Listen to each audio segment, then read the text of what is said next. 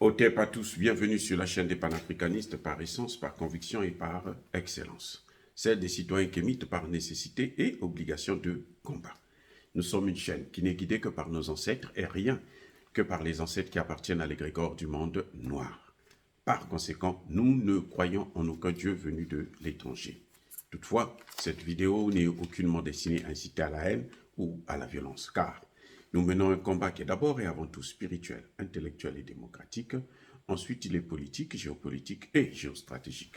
Contre l'impérialisme, le colonialisme, le néocolonialisme et l'endocoloniat, qui sont tous qualifiés de crimes contre l'humanité. Nous menons ce combat sur la base du principe fondamental que nous avons hérité de nos ancêtres kémites, qui est celui de la Mahat, c'est-à-dire solidarité, vérité et justice. Vous êtes donc en droit de connaître la vérité et nous avons l'obligation de vous dire la vérité, rien que la vérité, afin que justice soit rendue au continent africain.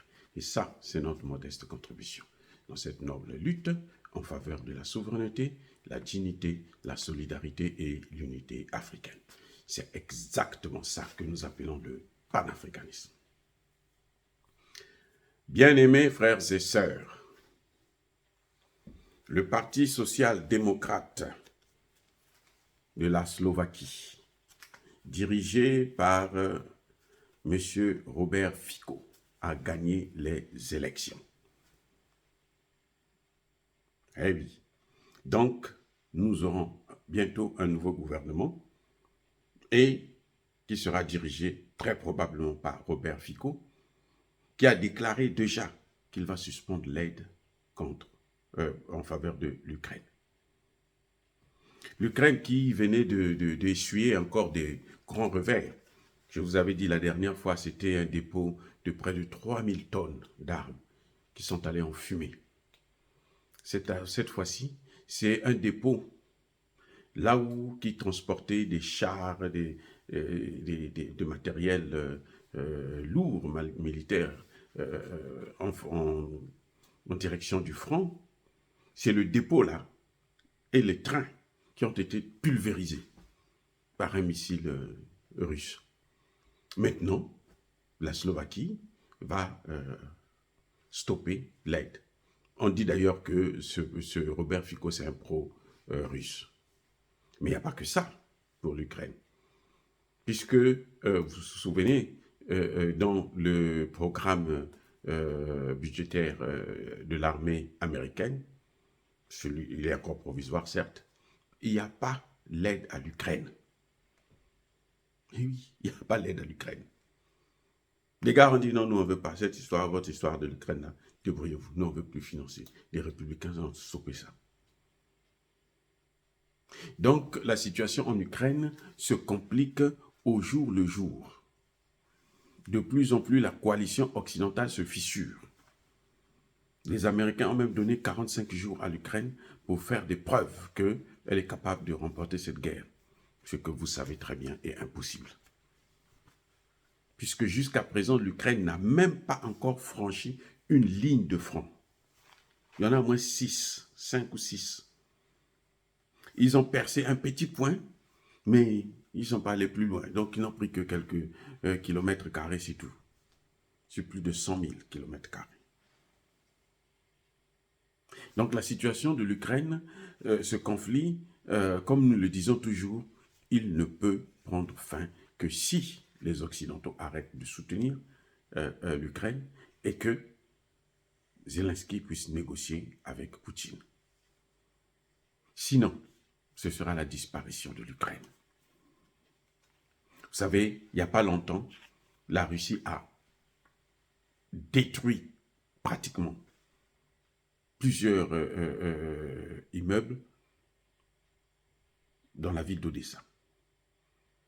Parce que la Russie veut prendre la ville d'Odessa. Si la Russie prend la ville d'Odessa, ça y est, c'est fini avec la liaison avec la Transnistrie est établie. Et puis, il n'y a plus rien à faire pour l'Ukraine. Et l'accès à la mer Noire sera fermé pour l'Ukraine. Voilà ce qui est en train de se passer, ce qui est en train de venir. Parce que l'Ukraine, entre-temps, a profité de l'entrée des bateaux, des navires, pour faire entrer des armes.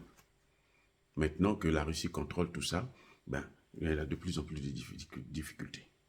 Et je vous fais savoir que la Russie a repris les essais de ces armes nucléaires, des nouveaux armes. Ce n'est plus ce que nous avons avant là. Non, ils ont commencé d'autres essais nucléaires. Et donc, si nous on ne fait pas attention, on va vers une troisième guerre mondiale. On va vers l'escalade. C'est aux grandes puissances occidentales qui soutiennent l'Ukraine de comprendre qu'il est temps d'arrêter avec cette guerre et de partir vers des négociations afin que tout le monde puisse être gagnant. Mais ce n'est pas sûr. Moi, je ne suis pas sûr. Je ne crois pas que la Russie va redonner l'Ukraine et le Donbass, plutôt la Crimée et le Donbass à l'Ukraine. Ce n'est pas possible. Ça, c'est fini. C'est perdu. C'est parti. La seule chose que la Russie va obtenir, ce sera la garantie que l'Ukraine n'aura jamais une armée pour faire la guerre contre la Russie. Et la Russie doit être forcément soutenue par la Chine parce que la Chine, c'est la cible principale des Américains. Mais ils ne peuvent pas faire la guerre contre la Chine si la Chine, il y a la Russie qui est toujours forte parce que la Chine va plutôt bénéficier du soutien de la Russie. Donc, il faut affaiblir la Russie absolument. Et c'est ça l'objectif de cette guerre pour les Occidentaux.